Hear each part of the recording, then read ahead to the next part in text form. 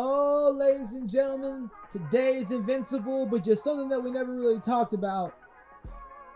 Luka Doncic got traded, and that doesn't really make a lot of sense still to this day, a couple weeks after. And the All-Star game was a fucking joke. Welcome back to Saturday Morning Cartoons.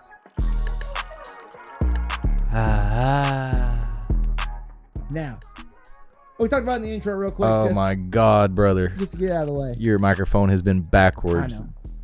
No, it's literally backwards. Like you've been speaking into the back of the mic that whole intro. Whatever, we roll with it. It's cartoons, baby. This shit happens. Fuck? This shit last episode, you kept fucking telling stories like this. This episode, I'm an idiot. I was looking at that waveform and I was like, we mic checked and you look so quiet. Well, I saw it and I went, damn. I was like, as I was telling the story about Danny Trey, I was making sure that I was at least talking out the side of my mouth that's with what I was it right thinking. here. I was checking you out. I was like, what the fuck is he doing wrong? Yeah, dude. It's literally backwards. Well, God damn. a couple weeks ago, Luka Doncic got traded and the world shut down. And that's about as much as we'll talk about that because the All-Star game was this past weekend. Hold on. Let me talk about Luka Doncic. Okay. Yeah, I have one funny thing about the trade happening, right? So there was a point where That's on camera. there was a point where my spouse Tay, who does not follow sports, doesn't care, you know, an artsy type, whatever, came up to me and said, "Babe, did a major like basketball player fucking die?" And I said, "You must have seen the Dallas Memorial stuff." And Tay was like, "Yeah, did he die?" I was like, "No, he just got traded." And Tay was like, "I saw somebody crying at a memorial and they had a jersey with roses." And I was like, "Yeah, no, he just got traded." And they brought a casket out. Someone hauled a casket all the way to the fucking. Dude, oh my god! it was funny because I got to equate it to Tay's terms, you know. Yeah. And not that Tay is like an active YouTube person because Tay's my age and we're fucking 30. Yeah. You know.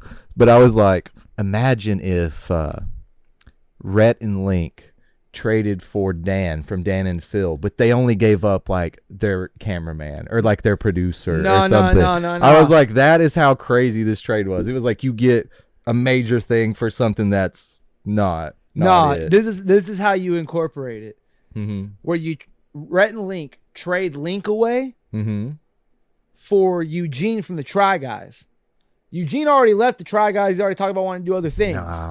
Because Eugene is Anthony that's Davis. still not as crazy as what this trade actually was. Well, because they were all in BuzzFeed together. Like Eugene. Yeah, I guess this is so. the logic because Eugene was great. Nothing. He left the Try Guys perfectly fine. Sure. But he's still Anthony Davis, where he's still gonna be out. Like Rhett's. Oh, that's where the angle's Link coming is from. over there still killing Okay. it, doing Yeah, everything. yeah. You know what I mean? Having a great time with Keith and Zach, fucking Right. having a great time. But Eugene's like there He's every just like. fat, I guess. Eugene's out for 7 months because he's doing a fashion show in Milan and then doing a movie role. So it's just fucking Rhett over there by himself with guest appearances because you know they also had to find another YouTuber to bring in. You know, right? Just because you know Eugene's gone, but they got them in the trade. Mm-hmm. You know, he got him in the trade. That's true. Yeah, so He's on the roster. That's how I incorporated it to other people. Like just like imagine. If, you know, and I strictly did use Eugene, where it was just like, because you know, Eugene left the Try Guys perfectly fine. He just wanted to focus on other things. Yeah. That's what it's like. What a downfall, the Try Guys. They just announced today that he'll be out for 6 weeks. Really? Yes. Oh. And Victor Wembanyama is out for the season. And it's just, that's all, that's really about it. That's all, you know. But yes, my cousin's from Texas. Mm-hmm. All my family is, my mom's side, and my cousin is a huge Dallas Mavericks fan. And when that trade went down, I stopped everything and called him. I said, "Hey, where are you?" I really thought the league would rescind it. Like 100%. They didn't let the Lakers get Chris Paul one time because it'd be too unfair. Like, how the fuck did they let this Luka shit go through? And also, if Luka's so unhealthy, how are you not going to decline that trade, even though you're going to decline the physical for Mark Williams and Dalton Connect? Makes no logical sense. Yeah, it was some crazy shit. But I called him because it was to the point where I texted his other two brothers. I was like, "Yo, where's he at? Is he okay?" Like, someone call and tell him that you love him. Like, remind him of the good things, because Luka's gone. Yeah. And he said, man, it is what it fucking is. Like, it's going to be fine. I was like, yeah, but here's the thing. In theory, if he stays healthy, Klay Thompson, Anthony Davis, and Kyrie Irving are a lethal fucking trio. Yeah, dude, they just went to the finals. Yeah. Like, there was no reason to make that trade. Yeah, so it's sad to see that. It is what it is. Now, you and I, something I enjoy is the All-Star game, Ray. I've enjoyed the All-Star game. I don't know how you could even say that with a straight face. For a multitude of reasons. Nostalgia. It's got to be. Nostalgia. Nostalgia is the only reason. Well, yeah, because we got to witness. We grew up with Kobe. We got to watch the Zach LaVine and Aaron Gordon dunk contest. We got to watch Blake Griffin jump over a fucking Kia.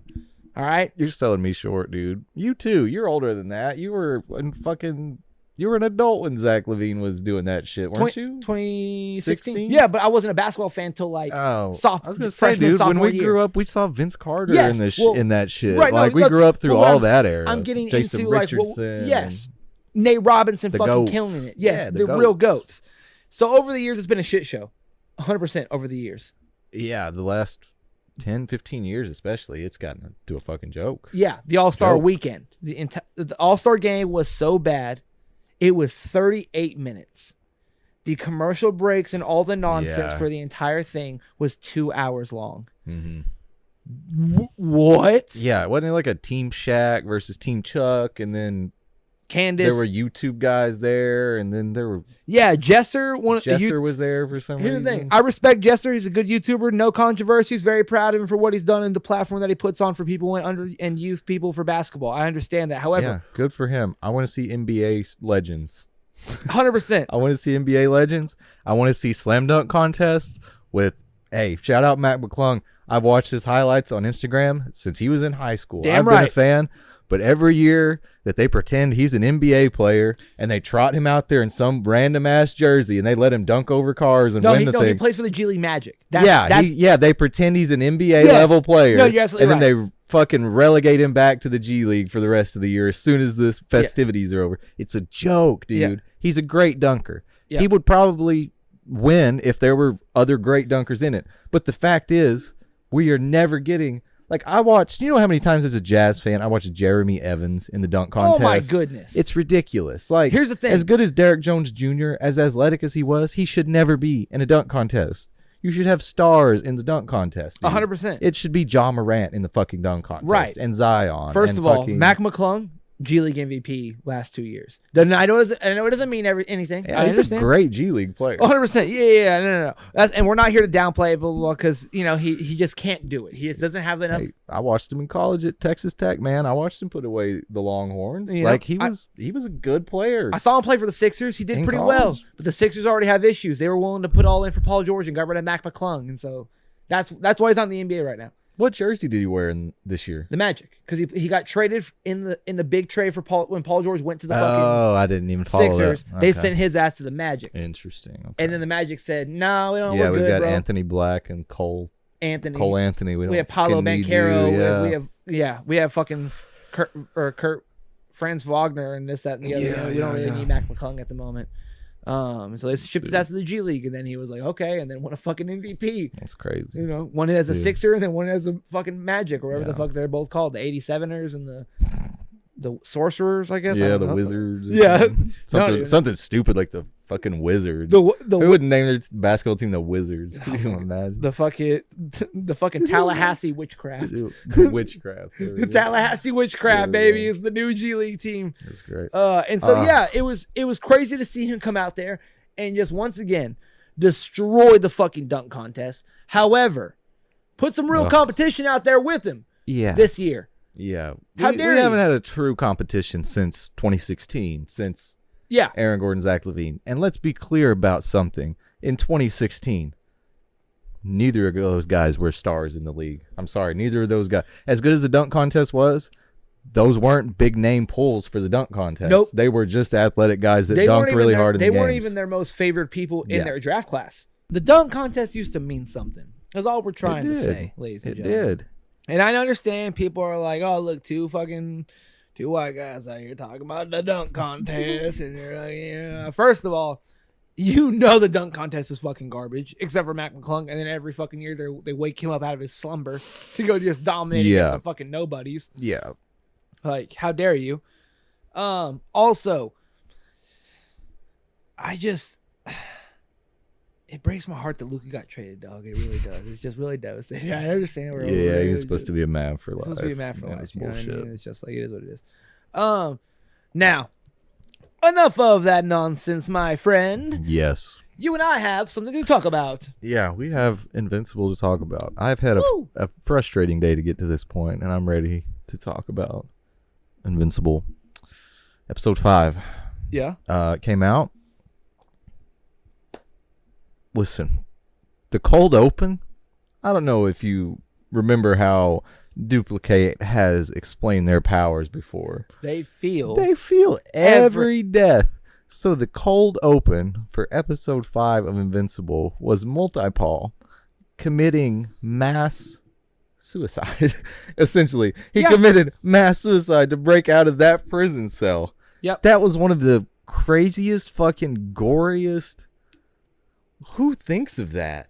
What the fuck kind of Kirkman? Oh my god, Fucking dude. Kirkman. Oh yeah, Multi-Paul in the comics, he shows up around this time. He must have been pretty unremarkable to me because I don't remember too much from him from the comics. I remember he showed up at the same time because Kate had talked about him before, and when she died in that Lizard League fight, he flipped out, showed up in the same deal. I don't know if he beat Rex's ass like the show, but he showed up flipping out, and that was his like introduction. But I don't remember any of him in prison. Like at this point in the story, I'm having a real hard time just because of how the gravity of everything that happens around this point in the story, like what happened right before with Cecil and Mark going at it, and then the Mauler twins getting killed by Oliver, and then the stuff after this. I have no fucking memory of Multi-Paul. I have very little memory of, like, I know Titan was in it to an extent. I don't know if the Dragon dude is show only. He may be a comic guy, but I do not remember that big crazy fight. Like, there was definitely Invincible Inc. happened, but the comics, like, I felt like a show only watcher this episode. I was pretty fucking lost. Yeah. Like, even the stuff I did remember, I forgot happened, like Invincible Inc. I forgot that was happening now. Like, I forgot Eve was starting the company now. Like, right. Yeah, it was a crazy episode. It was crazy cold open. The mass suicide bit from Multi-Paul. So much colder than Kate. Like, he's an incredible fighter, you know? And Kate just can make a lot of herself. And it's just weird how much better of a fighter and a villain he is and a hero she is. Oh, no, without a doubt. She's very one-dimensional compared to Paul. Yeah, where Paul, he uses his powers, like, for his advantage, where she uses her powers sometimes to, like, because this one's going to get squished, so I need another one that's still alive. Where, like, he's morphing into another one to, like, jump forward and, like, attack or, like, flank. To catapult himself and shit like that, which is he's nuts. so much colder than Which Kate. is nuts. So much colder. One thing from the comics, though, okay, that I love, man, and that, listen, they adapted it great. In the comics, it's from the comics, it's canon, that Multi-Paul and Duplicate's father is driven insane. That's from the comics because as toddlers, obviously they can't control it. So he's got like 30 fucking 2-year-olds running around at all times, and it literally drives him insane. And he gets taken away, and the government takes him and all of that. But yeah, it was kind of in the typical Kirkman fashion. In the comics, it was kind of a ha-ha joke. This is how they got to work for the government or whatever. But in the show, it's very real. You know, they talked about dad and whatever. Yeah, it was a great way to adapt it. It's just another little thing that I'm like, appreciate so much as a fucking comic fan, you know? So damn good. One thing I definitely want to touch on, I don't know where you have it in your notes, but I had it in mine because obviously this doesn't happen in the comics. Where I let out fucking A, yeah, dude, was the Ray and Rex dinner. Yeah, that's not at all. Yeah, because as we've said multiple times, Ray is a man in the comics and kind of one-dimensional. Yeah, which also, let me speak to that for a second. I don't know if it was a joke about him being a man in the comics, but did you notice on the invitation thing to her that Rex made, it said shrinking RAY marked out, yes, and then RAE. Yes. I was like, I don't know if that was just a little nod to the gender swapped her for the show, or just because Rex can't spell, or just for because shit. Rex can't spell for shit. I was like, that could be, that could be a little. That could be I just a thought little it was Easter a regular. Egg. Yeah, it could be, and that's just because I read the comics and perfect. I'm hopeful for this shit like that. But yeah, that was great, man. That was, and again, Rex, he has this sort of arc in the comic, but fuck me, he is so much more fleshed out. Like, if you were to read the comics, you would be disappointed in how much Rex you have gotten up to this point. Like, yeah, the Rex and Shrinking Ray shit, it's so good. Like, it is so good, and it's just gonna hurt so bad. I know. It's let's talk more, because as a comics fan, obviously, I'm always looking for shit they've adapted right. This is show only, dog. They're letting Oliver be a human kid. Listen. I had my fit. I threw my fit about them not letting Mark say sometimes because he wasn't struggling with his humanity. Listen, they flipped everything on its head. Yeah. In the comics, and again, I've said it, it's getting a little vague for me because we're kind of far into the series now, so I can't remember exact plot points.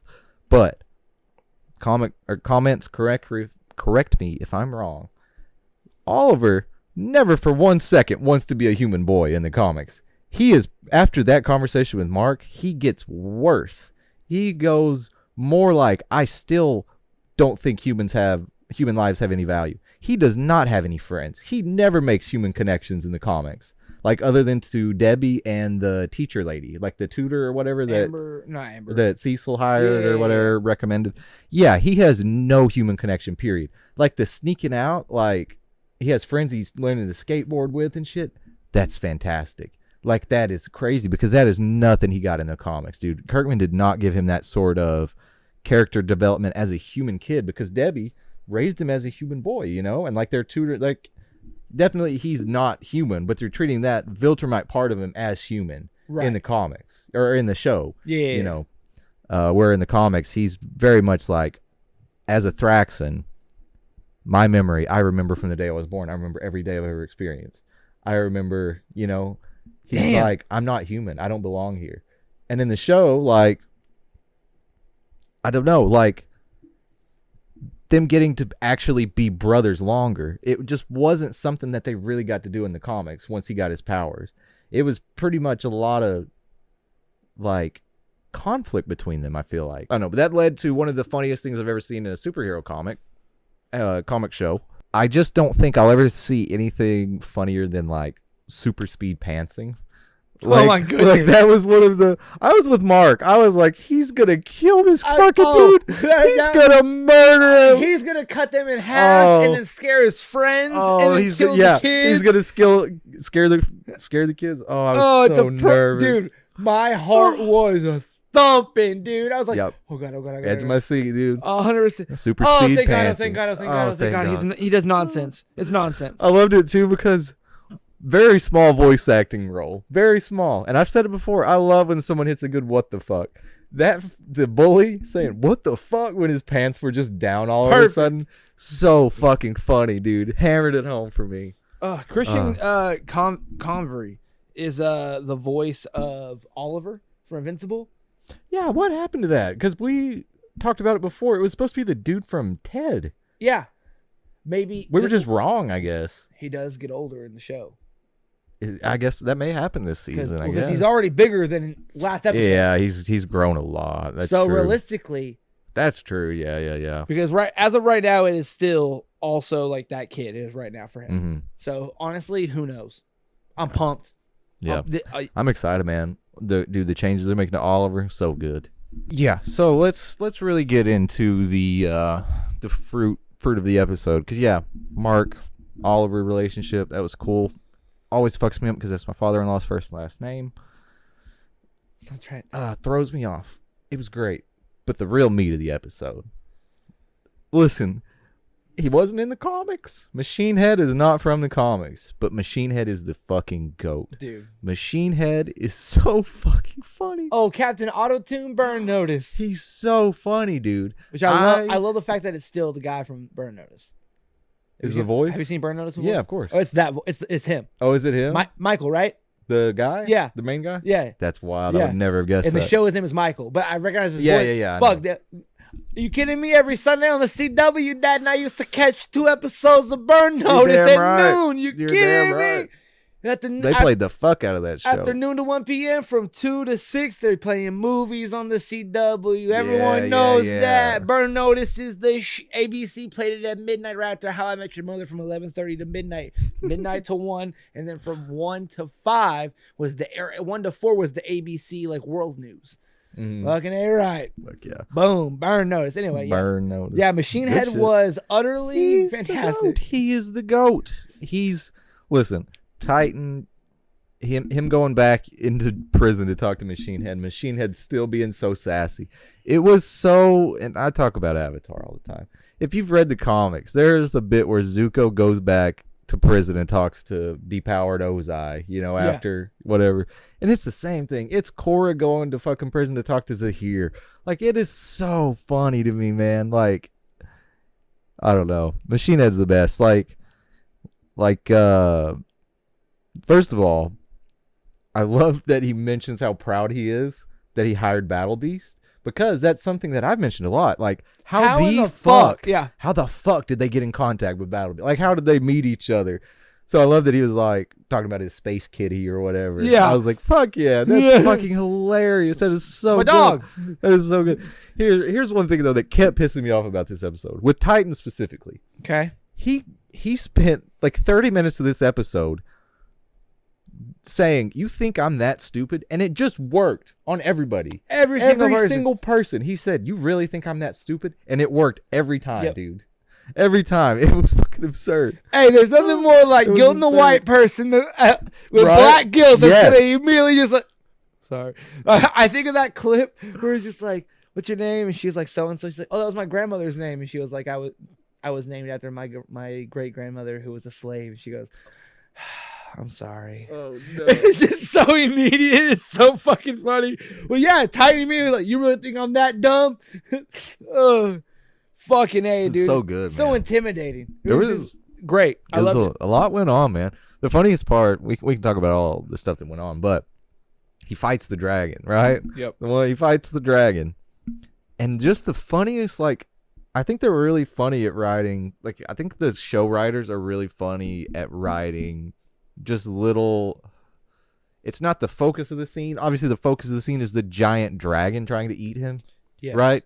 But as he's getting tackled out of the building, punching him in the head, screaming "Fuck you, you fucking dragon," is one of the funniest lines you could have written. Fuck, it's dragon. Just so funny. Yeah, dude. Like, it's just.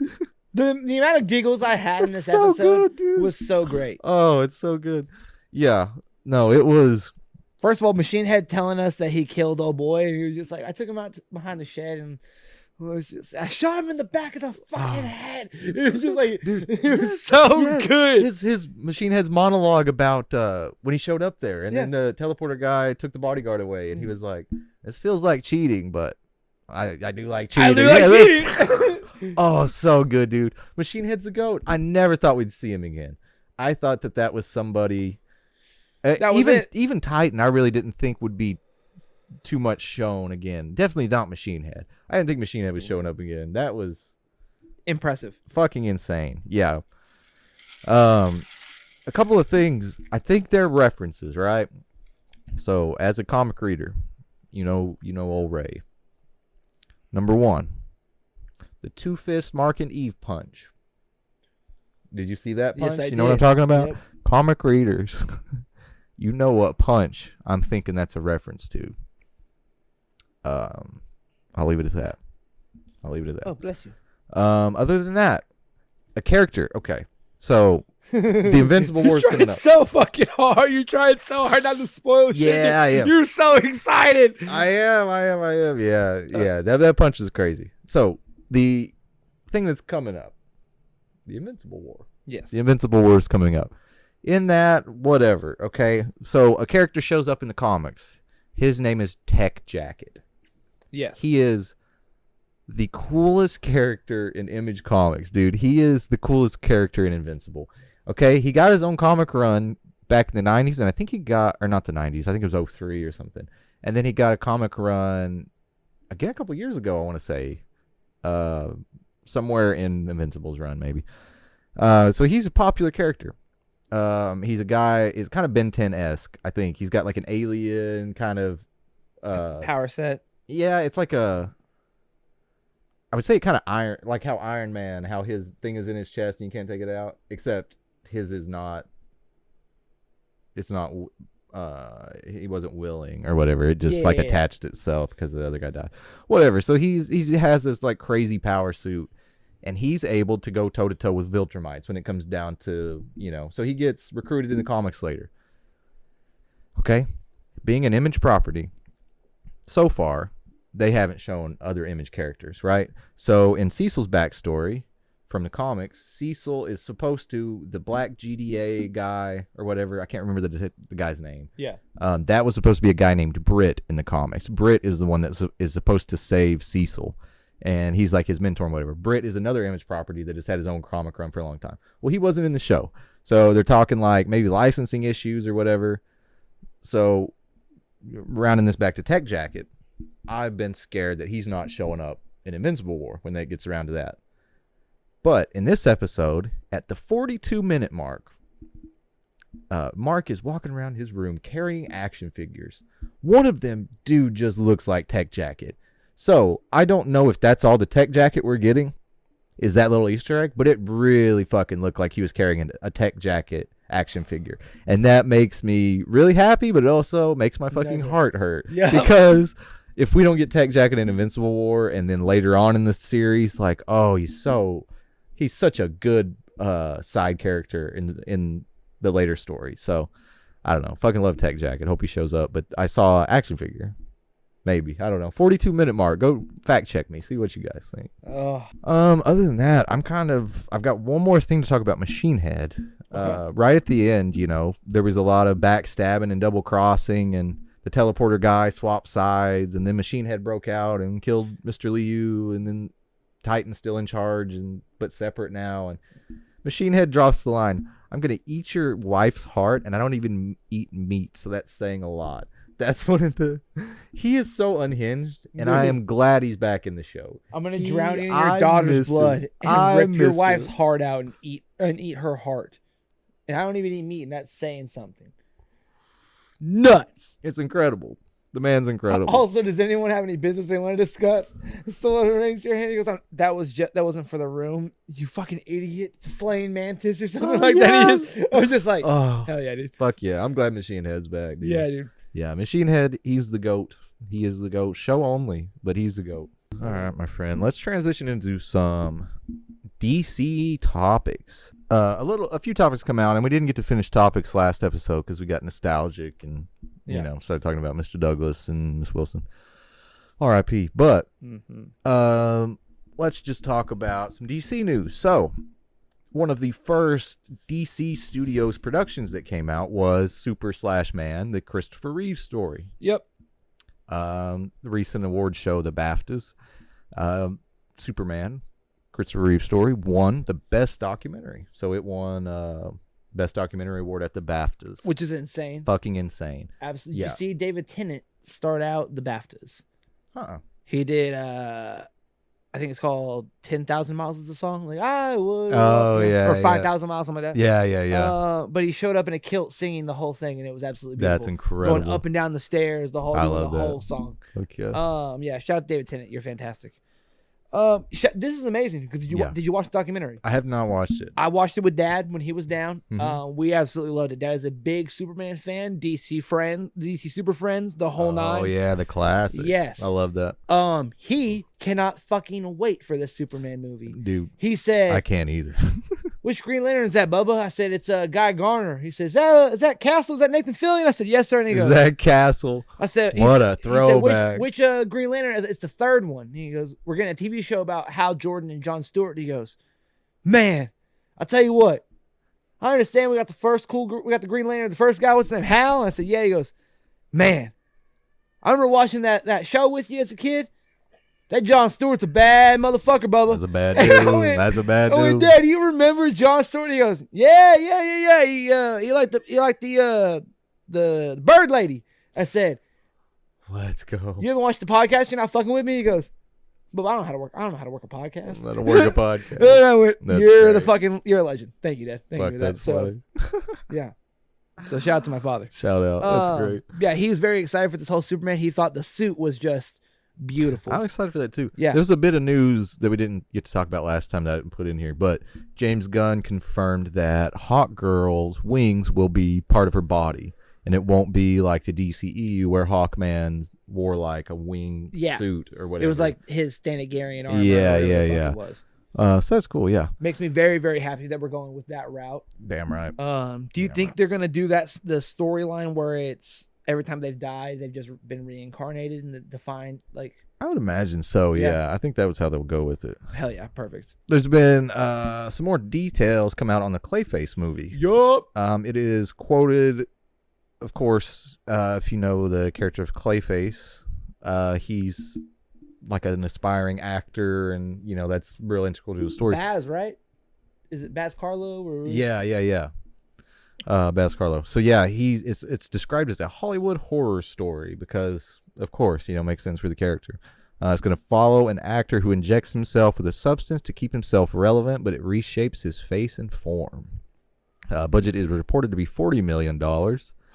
And despite previous reports, Mike Flanagan is unavailable to direct. So you know what that means, Guillermo del Toro? Yeah, dude, honestly. I don't know who they're going to get on this, but it is going to be fucking incredible. 40 mil? You do most of your shit practical. It's going to be crazy. It's going to be nuts. Let's talk about one more bit of DC news here, and I just thought that it was relevant to talk about because I try to go out of my way to show that I'm an ally, I'm pro-trans, pro-LGBT rights and everything. So the creator of Black Lightning, Tony Isabella, 73 years old, came out as transgender a couple weeks ago. Okay. They posted a keep calm and yes, I'm transgender photo on Facebook, I think, of all places. It says, this is real. I'll have more to say soon. In the meantime, I ask you to respect my privacy. Yada yada. And then another one says, obviously Tony Isabella was her name before, so she will be using the name Jenny Blake Isabella instead of Tony Isabella. Okay. Tony Isabella is gonna still be her pen name and everything, like everything she goes to for conventions and all sorts of shit. But yeah, creator of Black Lightning came out as transgender at 73 years old, and I think that's fantastic. Congratulations. That's great. Especially, I love to see.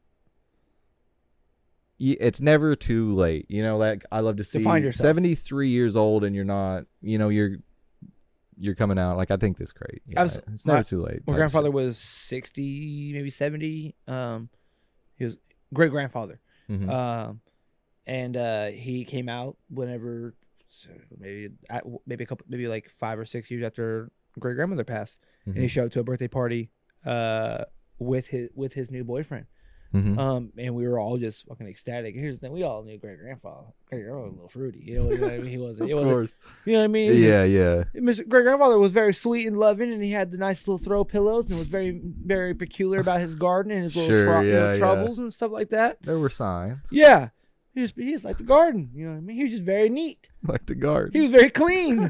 That's at least he's just a very neat guy. Shit. Hey, Charlie Ray, that's just a real neat guy. Clean his fingernails, man. Yeah. Shit. That's actually incredible. Yeah, that's great. Shout out to Jenny Isabella. That's fucking fantastic. The creator of oh goodness. I believe it is the Vladimir Todd series.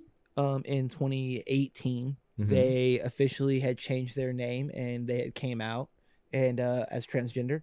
And it was so cool to see because it didn't really matter. Like, be who you are. I do not care. Just because Yeah, I exactly. loved the art that you made. You know what I mean? Like I loved what you were doing, so I was just very impressed with stuff like that. I don't know their name now, but I know their last name is still Brewer, author wise. So shout out to them as well. That's awesome. Now in other news, I know we have things to kind of discuss topic wise and yada yada yada, but there's something I just want to cover very very quickly on this. Soulja Boy. Yes, I saw Soulja Boy tried his damnedest to have some beef with Marlon Wayans, but he shut that shit down pretty fucking quickly. Yeah, that poor motherfucker. He didn't know who he was fucking with. Yeah, because here's the thing. Marlon Wayans and Soulja Boy have had some beef. And Marlon Wayans said, here's the thing, son. Simmer down, because you were my little child. Widowy. And he dropped some pictures immediately. Just went to Twitter. And said, let me just finish his career. Let me just finish whatever little internet beef this is with just some facts. And Marlon Wayans hit him with the receipts. Said, hey, Soulja Boy, my child had top surgery and still has more chest than you. Because I believe, what was the start of this? Was it Soulja Boy made comments about Marlon Wayans' family or anything? Yeah, I think, well, this happens. Or was it about his child? It was about his child. It was about this kind of happens definitely in the black community when a black father is supportive of their child transitioning. Such as Dwayne Wade. Especially Dwayne Wade. Big especially Dwayne example. Wade. Yeah, and Marlon Wayans, he has gone, he had that beef where somebody didn't like how much he charged for a podcast or whatever. So, he was doing the podcast circuit. I saw an interview he did about how he wished he had been more supportive when they had first transitioned and how he could have been a better father. And so he had been talking publicly about his child transitioning or, whatever the situation was. I guess Soulja Boy just really tried to come at him for it.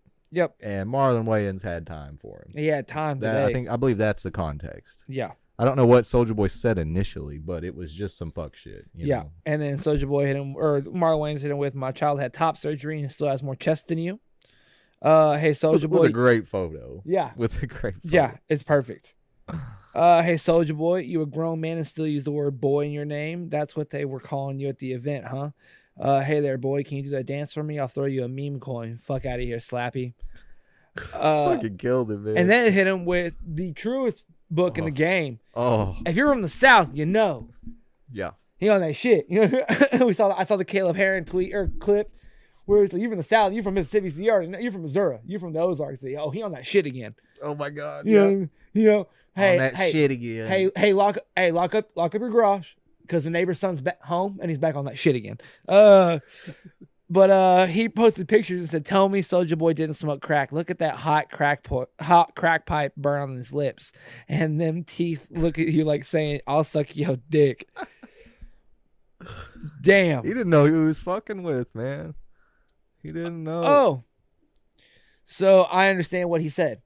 There it is. Yeah, there's the when Marlon context. Wayans was praised by LGBTQ plus leaders for supporting his transgender child, Soulja Boy retweeted and said, "This F word shit running the family, huh?" Tagged Marlon and said, "No wonder you dressing up like a bitch. It's in your blood." And Soulja Boy said, or then Marlon Wayans said, if Soulja Boy had a career, he could get canceled for this type of slander. Luckily, he ain't been relevant since 2007. God damn. Soulja Boy, hush. Yeah. You and your failed video game consoles. You're a Twitch streamer. That's all you do right now is fucking stream on Twitch and get 300 likes on Twitter, dog. I dare you. You are fucking with a professional. For shame. First of all, something that doesn't concern you, something that shouldn't fucking make you have a reaction, period. Why should you care about Marlon Wayans' son transitioning? Fuck off. No shit, dude. It makes no sense. Jesus Christ. Bum. Speaking of bums, let's transition this here. Okay. Because I have a stat for you, my friend. I think I know what it is. Since joining the Philadelphia 76ers, Paul George has uploaded more podcast clips to YouTube, 228, than he has made field goals in a Sixers jersey, 191. This is a completely real statistic. I know he has a production team behind him, but what a fucking insane stat to have far more podcast clips uploaded than field goals made. I'm somebody that hates podcasts from athletes in season, and this is a great day for me seeing this statistic. Yep. I'm not a Paul George hater necessarily, but you should not be podcasting during the season. Your podcast you should be P, fucking bro. hooping, dude. Your podcast P. That's what you'll be known as from now on, dude. Jeff Teague was a hell of a player, but he's a hell of a story maker. You know what I mean? Speaking of hell of a player, yeah, Thad goddamn Castle. Did you hear the news? You mean the greatest linebacker in college football history, Thad Castle from Blue Mountain State? You're damn right. You're talking about the Thad Castle? The Thad Castle. Number Alan 54? Richardson. Yeah. Oh, my All-American. What happened? What's up? Alan Richardson confirmed season 4 of Blue Mountain State is happening at Amazon Prime. Damn right. Amazon Prime, which is where he's doing Reacher, right? Damn definitely got to be tied into the Reacher success because he's killing it with Reacher. Yep. Season 3 dropped to this episode or to this date. What we're filming right now, it dropped today. Oh hell yeah! Yeah, February 20th. I'll have to watch it. Yeah, so Alan Richardson confirms they called it a Blue Mountain State sequel, but then another outlet calls it Blue Mountain State Season 4. So Alan Richardson confirms he's coming back. He said his quote is, "It's going to be the best season of BMS we've ever had." Yep. So he says he's just trying to work it in his schedule right now. Yeah, he's just trying to work it in his schedule. So yeah, Amazon Prime's moving forward with it. That's kind of all the news on it so far. But as somebody who, when I was 20 years old, watched Blue Mountain State and thought the butt crack Oreo was like the funniest thing in the world, like, this is crazy. Can I tell you right now? If you go rewatch the episode, you're gonna laugh just as hard. I'd probably be ashamed at how hard I would laugh at Blue Mountain State. You shut your brain off. Yeah. And you why is Dad running, Coach? Dedication. Dedication. Why is Dad running? Dedication. He didn't have to run. It was just Craig Shiloh and Alex Moran and Sammy, dude. Why is Dad running? It's too good, dude. Dedication. I'm excited. It's great. Good times, man. Good times. Oh, it's so funny. In other news, Shogun, the 1980 series director, calls out the new FX show, says it's not entertaining for American audiences and only won Emmys because there was no competition. Insane. Okay. This is cope. There are legitimate gripes you can have about the way they adapted the book to the show. Yep. Okay. But the reasons they adapted it that way was to make a period piece set in ancient Japan with everything, like they sent Anna Sawai to a walking coach to learn how to walk properly. Yep. So you're going to have this setting of ancient Japan that is so culturally like accurate and authentic, and it's big sets and a lot of extras and all this, and then you're going to tell the white savior angle from the book. Like, the book is much more the white character, like the Englishman, they call him the Anjin. He's the white savior. Him and Mariko have a little love story, and it's just him saving her. It's really, I think the book might be kind of written from his perspective or whatever, but yeah, the book is really white savior. So when they went to adapt the show, obviously the guy that played Toranaga is a very well-respected Japanese actor and stuff, so he had a lot of say in it. Yeah, he's one of the most known. That's a bad motherfucker. That's a famous motherfucker. Really successful. Damn right. That's Scorpion. Yeah. Oh, is it really? Yeah. Oh, hell yeah. That's a bad motherfucker. Hell yeah. So yeah, when they came to adapting the show again, he was like, changed up some things. Anyway, so the director, he says his full quote about it, which, I don't know, they kind of chops it up for the headline. His quote says, "It's completely different from the one I did. Mine was based on the love story of Shogun between Blackthorn, who was the Anjin, and Mariko."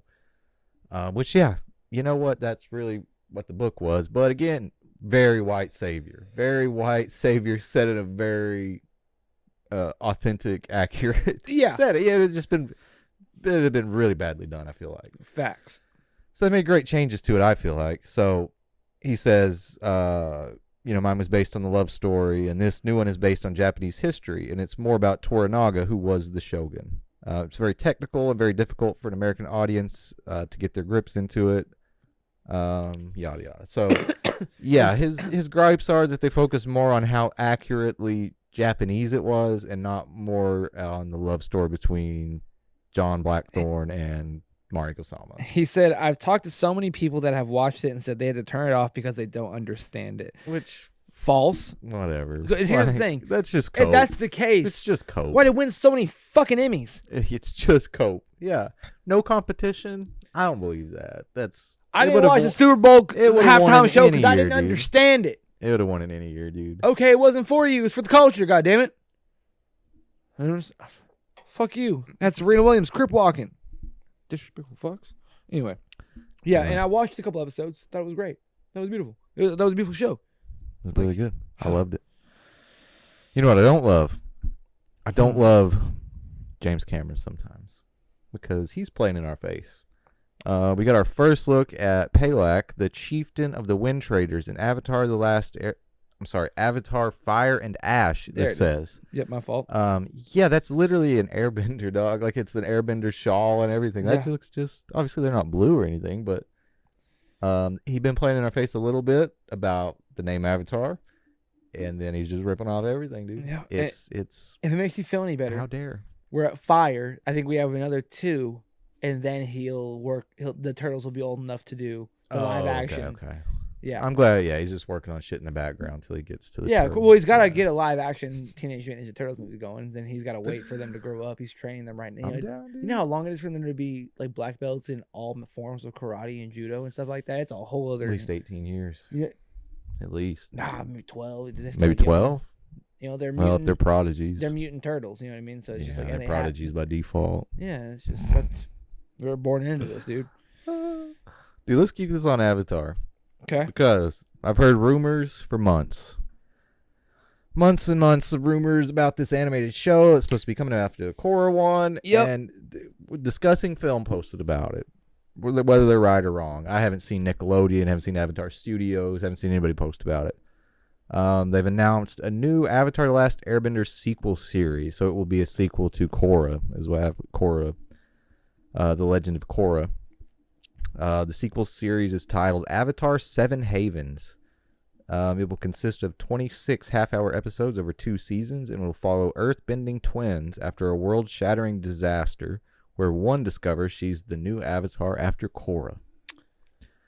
I've heard a lot of rumors about this from probably about the last year, honestly. And I kind of haven't been believing them because Avatar Studios is so focused on like the movies. Yeah, the adult version of Aang and them. Yeah, the adult version of Aang. Yeah, the and movies Netflix, and shit. The whole 9. Yeah, so I kind of thought this was a rumor. I don't know. Nickelodeon hasn't posted about it that I've seen. This is a discussing film screenshot, but it's gonna be sick. I'm gonna watch every fucking episode. Yeah, I'm gonna love it. We're gonna react to it. But yeah, we'll see. I don't know. It'll be great if that's really happening, but it just kind of seems like a rumor still to me. But something that's not a rumor, Dom Toretto's in Fortnite. He's in it as we speak. This is old news, but we didn't get to talk about it yet. He is in Fortnite. Dominic Toretto family. My dog is in it. Good for him. He made it. He made it, Ray. Cheers. Cheers, my friend. You know who also made it? Who's that? Taylor Lautner. Yeah, I'm proud of him. For those that don't know, a new TV series is set to star Taylor Lautner called Taylor Lautner, Werewolf Hunter, is officially in the works at Amazon. The series follows a reality where Taylor Lautner wrapped the filming after the final Twilight film and vanished from the spotlight to join a secret society of werewolf trackers who need his unique expertise. I genuinely wish this was not a real thing. I wish that, you guys 5 years ago, you guys would be like, shit, get the fuck out of here. This is just a high thought. Like, dude, it's exactly what this is. You know what I mean? Who the fuck thinks of this? Who presents this to him? Why does he think this is a good enough idea to go to a studio floor? It's fantastic. It's awesome. Well, it's fucking awesome. Dude, I'm down. It's so good. Give us 4 seasons, dude. I'm down for it. I do not care. Severance. Season whatever is now the official most viewed TV show on Apple TV, surpassing Ted Lasso until season 4 comes out. I heard about this. This is really exciting. This had 337 viewers on Apple TV. I was really impressed. I was ready for you to hit me with that. I thought, but I was like, they had fucking over 3 Oh my God. million, dude. No, I have no idea. Dude? I have no idea. That's fucking hysterical. I've seen a lot of online discourse about the show. Apparently, it's a really fucking good season. So I'm not surprised it broke some records. Good for them, man. I'm down for it. Captain America: Brave New World opens up to $192.4 million in worldwide box office. I can't believe we haven't gone to see that yet. I didn't think you wanted to. I wanted to. I want to go see it. But, you know, yeah, want to go right now? No, I understand. I felt that. Same. Same. No, I can't. I can't go either. No, it's fine. Yeah, dude. Congratulations. Good job. Yeah. So that's my fucking dog. yeah, opened to 192 million at the worldwide box office. Production budget was 180. Yep. Yeah, I've heard a lot of discourse about the movie, good and bad. Mostly right in the middle, kind of a little 5.5, 6 out of a 10 of a movie. A little bit of both. That's what I've Yeah. heard. I'm down. I'd like to see it, but yeah, I don't know. At least it's good to see that Anthony Mackie's, big moment in the MCU is not a box office. It's not for none. Yeah. Yes. Yeah. Shout out to Anthony Mackie. Now, something that I definitely want to talk about because I didn't think this was fucking real, but we've talked about this over the where's Spider-Man? Where's Spider-Man?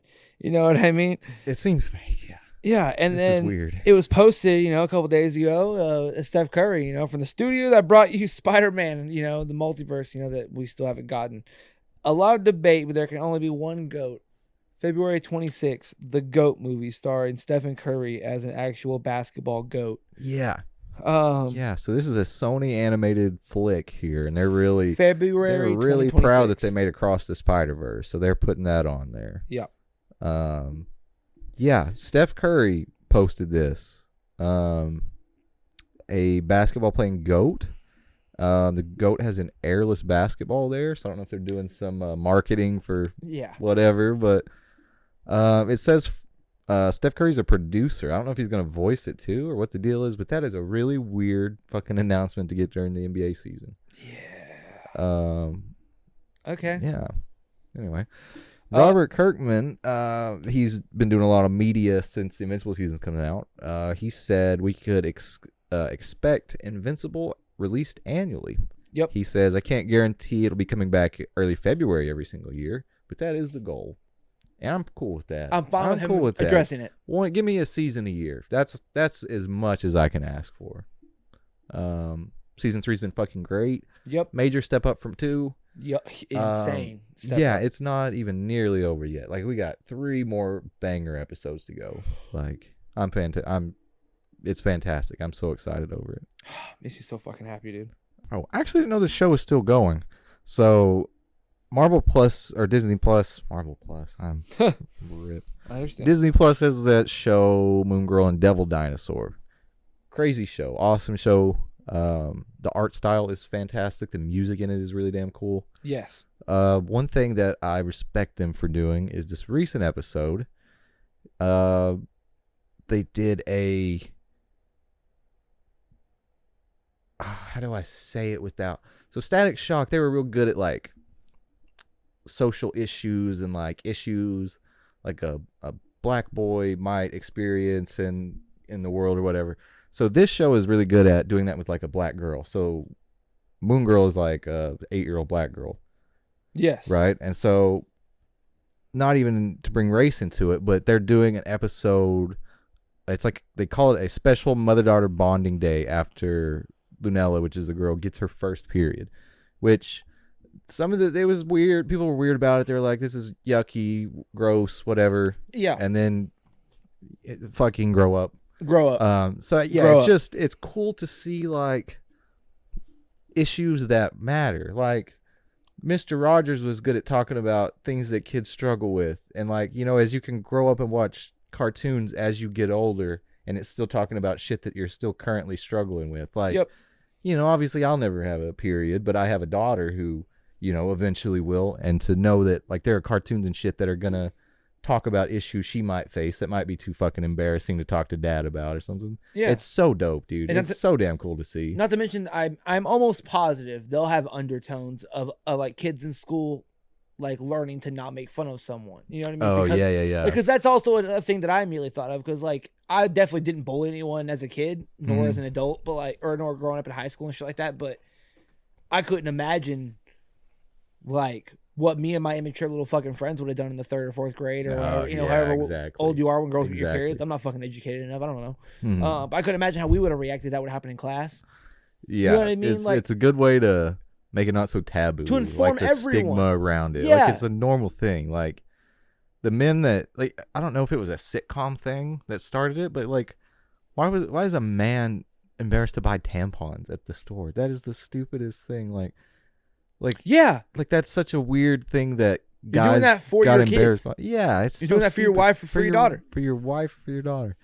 Yeah, so this is cool. It's cool to see, you know, shows that are different. Like the animation's cool. Like it's the culture of the show is kind of like Static was. Like all of the music on the transitions was real good. Like it's just different. You know, it wasn't like a Spider-Man show. It's definitely its own.